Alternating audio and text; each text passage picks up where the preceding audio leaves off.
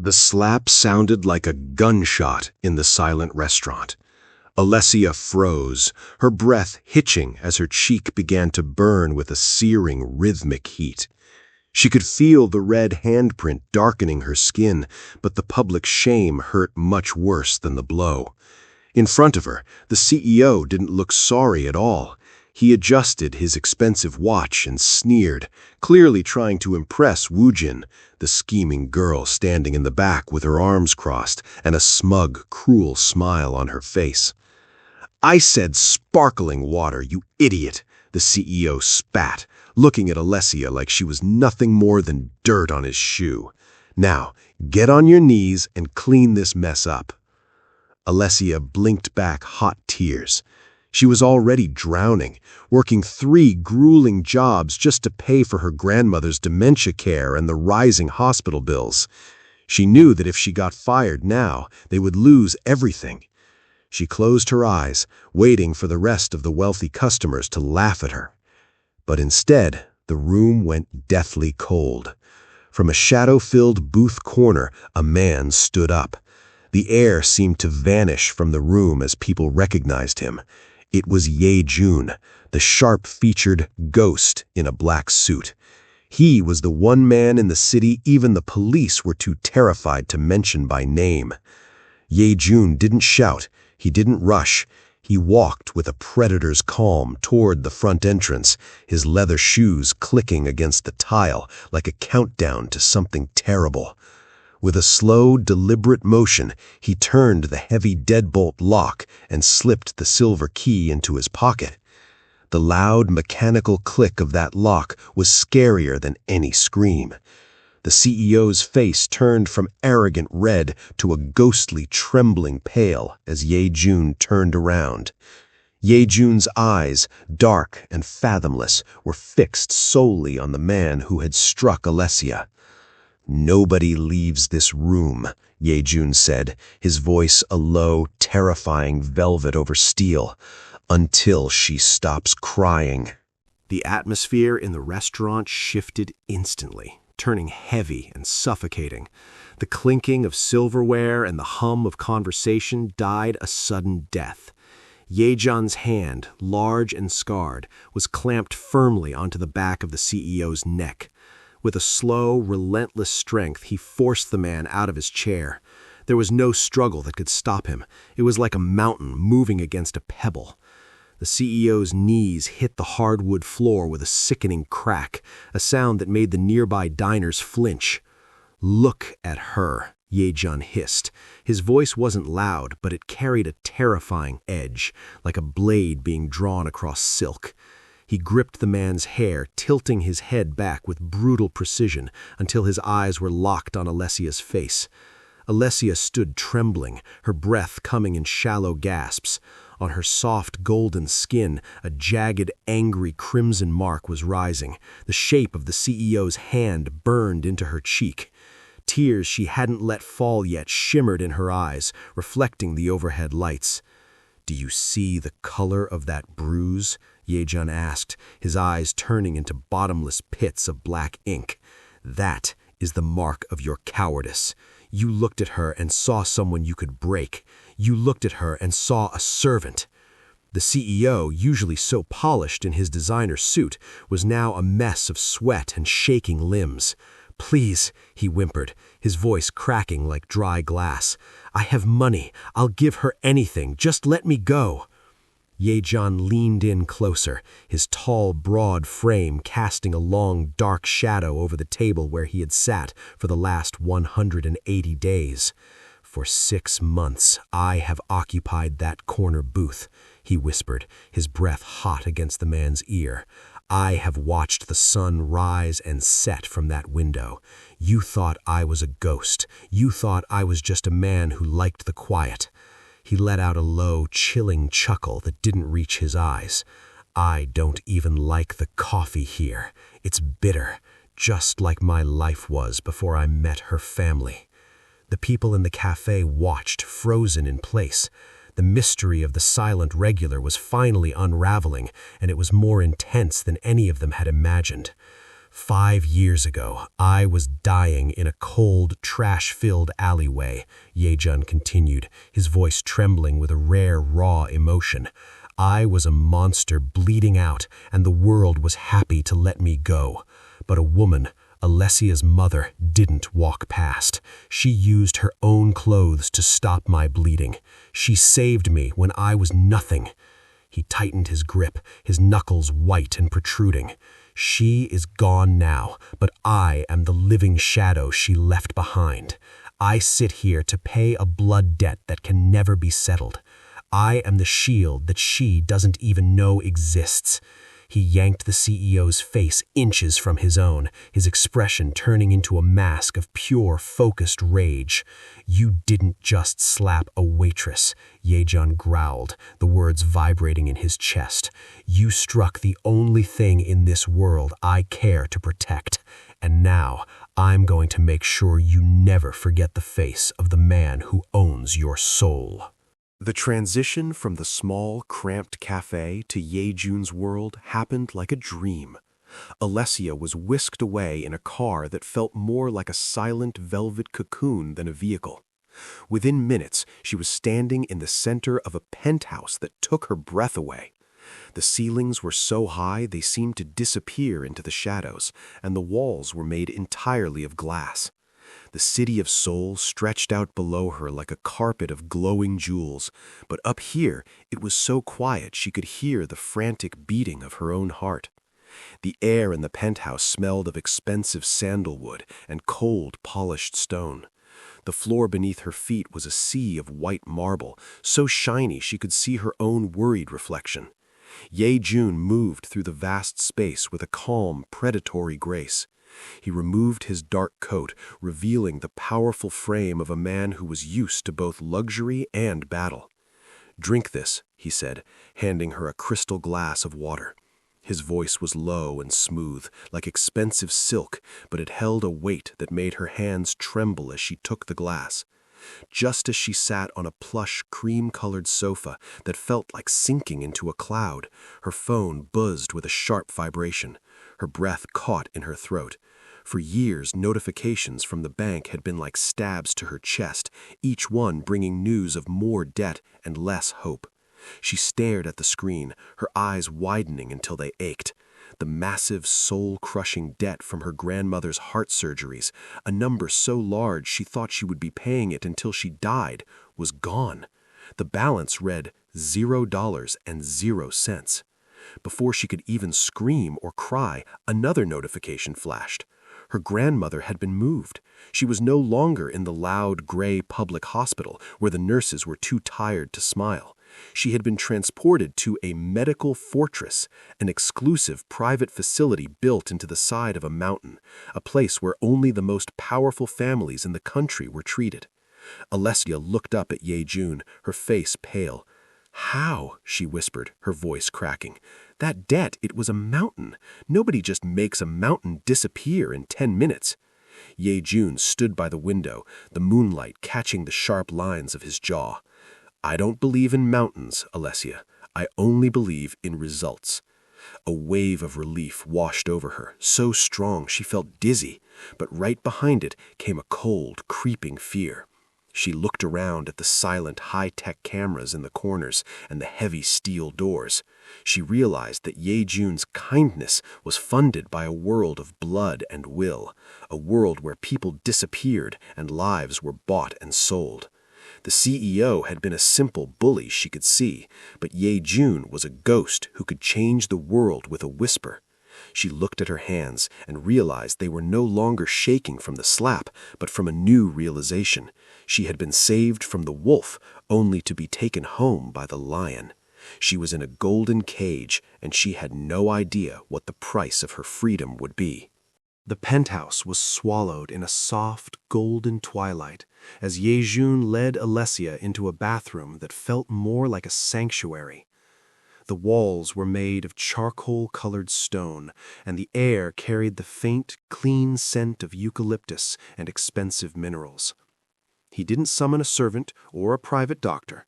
Instead, he pulled a sleek silver medical kit from a hidden cabinet and sat on a low stool directly in front of her. Alessia sat on the edge of the cool marble counter, her heart drumming a frantic rhythm against her ribs. This was a man who could crush a CEO's career with a single glance, yet here he was, kneeling on the floor at her feet. "This might sting just for a second," he murmured. His voice had lost its jagged edge, turning into a low, steady hum that vibrated in the small room. With movements as precise as a surgeon, he began to clean the angry red mark on her cheek. His hands were large, scarred across the knuckles and powerful enough to break bone, but as he pressed a cool, damp cloth to her skin, he was incredibly gentle. When Alessia winced at the cold touch, Yejun stopped instantly. He didn't pull away, he simply waited, his dark eyes searching hers with a look of deep, silent apology until she relaxed. "Why go through all this trouble?" Alessia whispered, her voice trembling. "You could have just sent someone else." Yejun paused, his fingers hovering just inches from her jaw. A shadow of a memory crossed his face. "5 years ago, I wasn't a man in a penthouse," he said, his voice dropping to a gravelly whisper. "I was a boy dying in the dirt. I was curled in an alley behind a stack of crates, holding a deep wound in my side, watching my own life leak onto the pavement. I was a monster, and I expected the world to let me bleed out."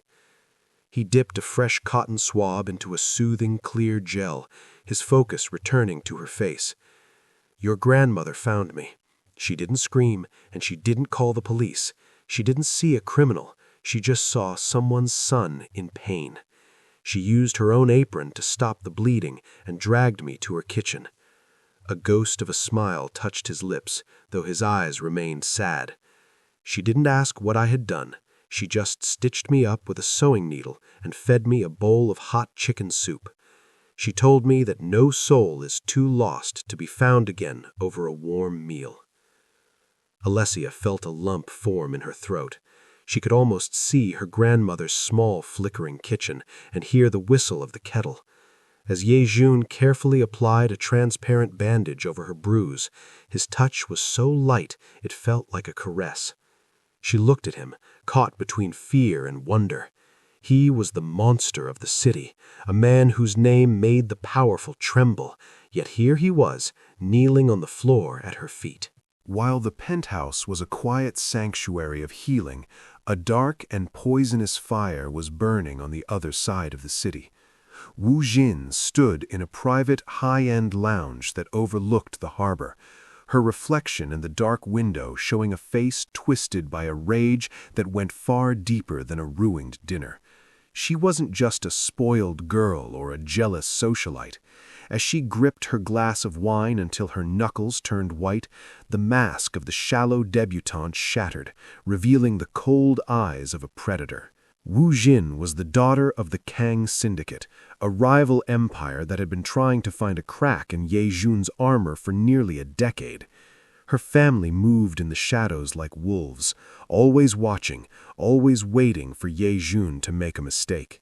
For 6 months, they had been baffled by his behavior. They couldn't understand why a man who controlled billions of dollars was spending his afternoons in a dusty, sun-bleached cafe. She pulled out her phone, her fingers trembling with a mix of humiliation and cruel excitement. She dialed a number that was never recorded, a direct line to the heart of her father's war room.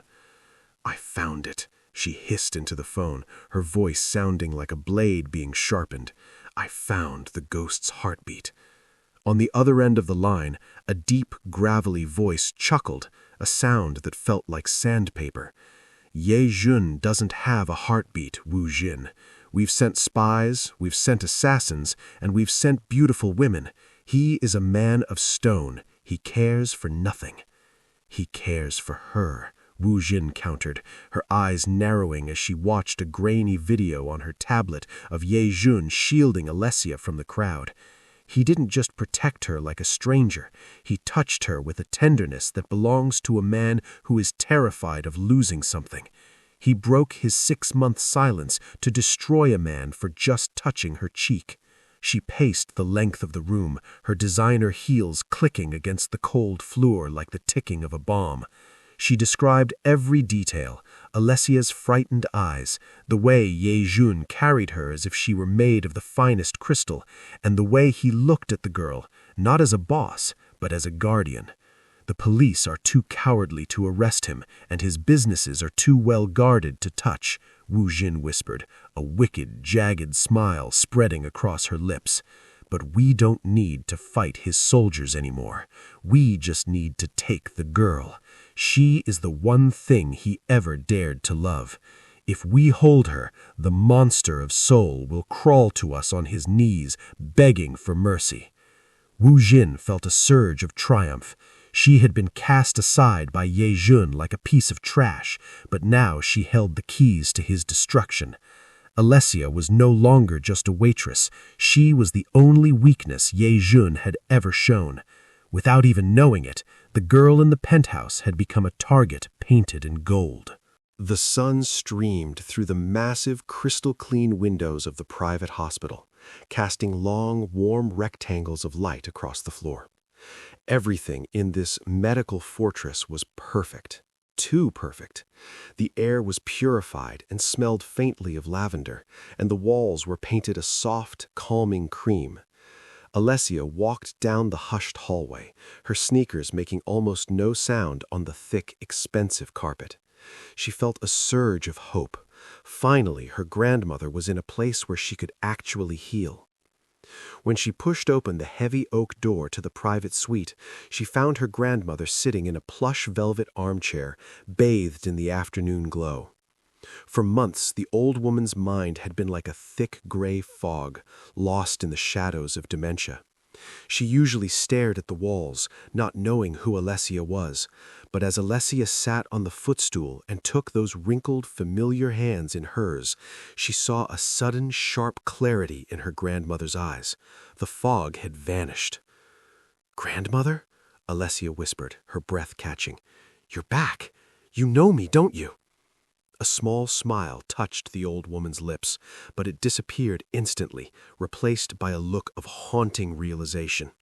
She looked around the room, at the high-tech heart monitors, the silk curtains, and the vase of exotic lilies. "Alessia," her grandmother whispered, her voice cracking like dry autumn leaves. "How are we here? How did we pay for this?" "It's Ye Jun," Alessia said, her eyes shining with tears of relief. "The boy you found in the alley 5 years ago. He's grown up, grandmother. He's powerful and rich, and he's protecting us. He's our miracle." Instead of a sigh of relief, a gasp of pure terror escaped her grandmother's throat. Her small, fragile frame began to tremble violently. She lunged forward, grabbing Alessia's wrists with a desperate, bony grip that actually bruised. "You have to get out," the old woman hissed, her eyes darting to the heavy door as if she expected a monster to burst through it. "You have to run, Alessia, right now. Don't go back to him." Alessia's heart plummeted. "What are you talking about? He's been so kind. He bandaged my face. He paid every debt we had." "I lied to you," her grandmother cried, tears of shame and fear spilling down her face. "5 years ago, I told everyone he was just a poor boy who had been jumped by bullies. I told myself that because I wanted to believe a soul could be saved. But I saw his eyes that night, Alessia. They weren't the eyes of a victim." She pulled Alessia even closer, her voice dropping to a terrifying hushed growl. "He wasn't running from a beating. He was running from his first kill. He had a knife in his hand and blood on his soul even then. He isn't a hero, child. He is a predator who has finally found the one thing he wants to keep." The old woman looked at the luxury surrounding them with pure disgust. His love is not a gift, it is a sentence. It is a beautiful golden fire that will keep you warm until it burns your entire life to ashes. He doesn't want to save you, Alessia. He wants to own you. He will build a wall of gold and blood around you until you forget what it's like to be free. She squeezed Alessia's hands one last time, her voice failing. A golden cage is still a cage. Run before he consumes you entirely. As the light in her grandmother's eyes began to fade back into the dullness of dementia, Alessia stood up, her knees shaking. She looked at the beautiful room and realized it felt less like a hospital and more like a high-security vault. The garden outside the hospital was a place of soft colors and gentle sounds. Tiny pink flowers drifted from the trees like warm snow, landing on the stone path. Alessia walked slowly, pushing her grandmother's wheelchair through the sunlight. Her mind was racing, thinking about the scary things her grandmother had whispered earlier. Behind them, two of Yejun's guards followed silently. They were big men in dark suits who looked like they could stop a tank. For the first time in her life, Alessia felt like nothing could hurt her. But she was wrong. In a heartbeat, the peaceful afternoon turned into a nightmare. A thick white mist suddenly sprayed from the bushes, hiding everything in a cloud of gray. Alessia heard a soft thud, the sound of the guards falling to the ground. Before she can even draw a breath to scream, dark shapes rushed out of the fog. Strong hands grabbed Alessia and threw her to the dirt. "Stay down," a cold voice hissed. Alessia scrambled to her feet, her knees bleeding from the sharp gravel. She looked up just in time to see the men lifting her frail grandmother into the back of a black van. The old woman looked so small and helpless, her eyes wide with terror as the doors slammed shut. The van roared to life and tore through the garden fence, disappearing into the busy city streets. Yejun's invincible guards had failed.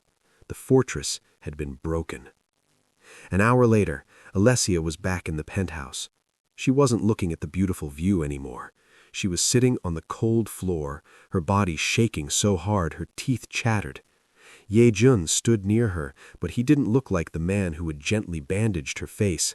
He looked like a statue made of ice and anger. His hands were clenched into fists so tight his knuckles were white. On the table sat a small, crumpled piece of paper. It had been left at the door by a stranger. The message was simple and cruel. "The girl or the old woman. You have 24 hours to decide.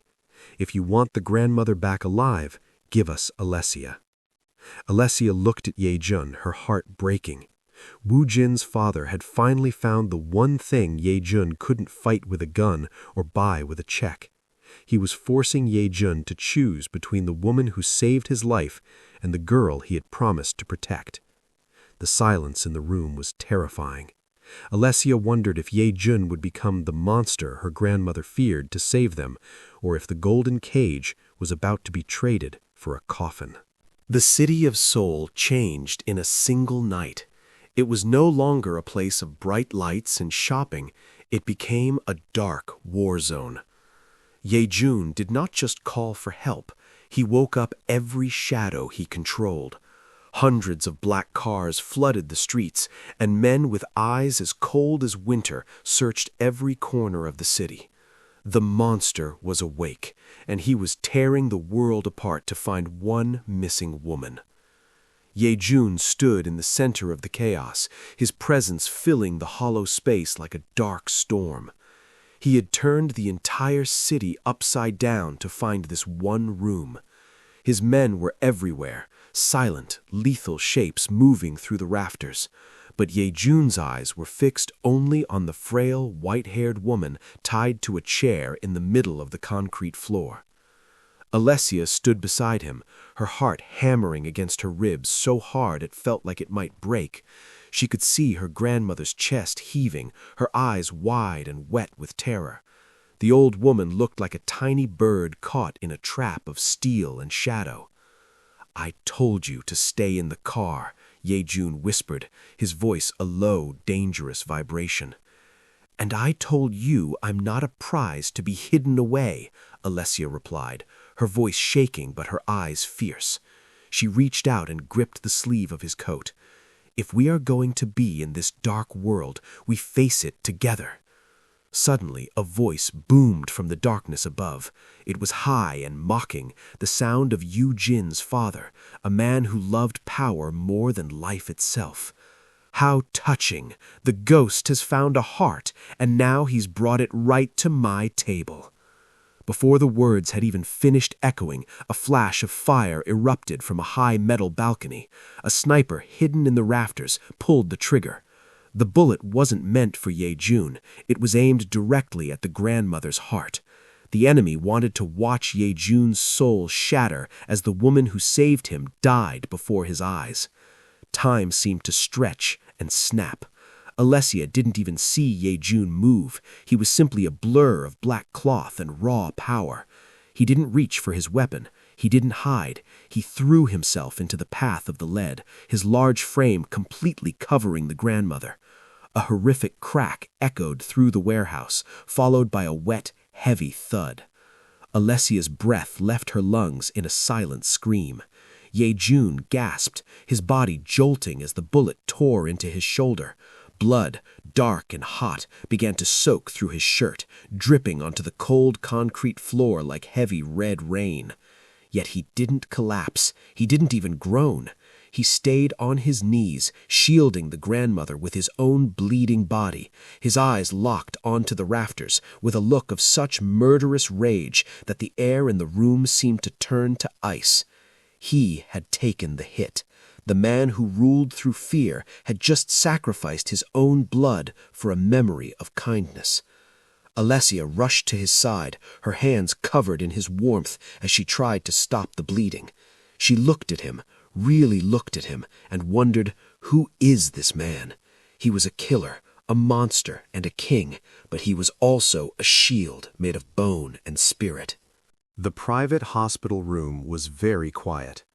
The only sound was the slow beep, beep, beep of the heart monitor next to the bed.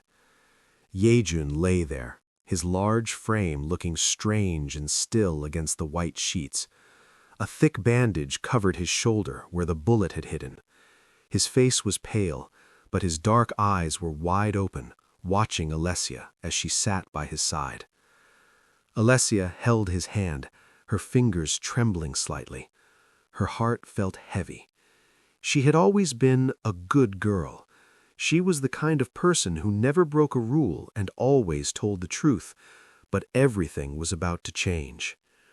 The heavy door swung open, and a man in a gray suit walked in. It was Detective Han. He was a serious man with a cold face, and he had been trying to catch Ye-jun for a long time. He held a legal paper in his hand, a warrant for Ye-jun's arrest. "There was a terrible fight at the river last night," the detective said, his voice loud in the quiet room. "Many men were hurt. A witness said they saw Ye-jun leading the attack.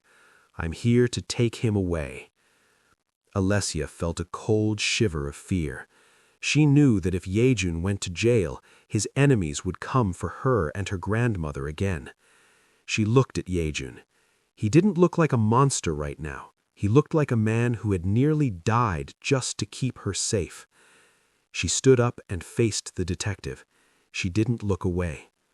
"You have the wrong man, detective," she said. Her voice was surprisingly steady, even though her heart was thumping like a drum. "Ye-jun wasn't at any factory last night. He was right here with me. He had a clumsy fall in the bathroom and hurt his shoulder. I haven't left his side for a single minute." The detective stepped closer, his eyes searching her face. "Alessia, listen to me. If you lie for him, you are stepping into a dark world you can never leave. You will be just as guilty as he is. Are you sure you want to do this?" Alessia thought about the golden cage her grandmother had warned her about. She thought about the blood on Ye-jun's shirt. Then she looked the detective in the eye and told the biggest lie of her life.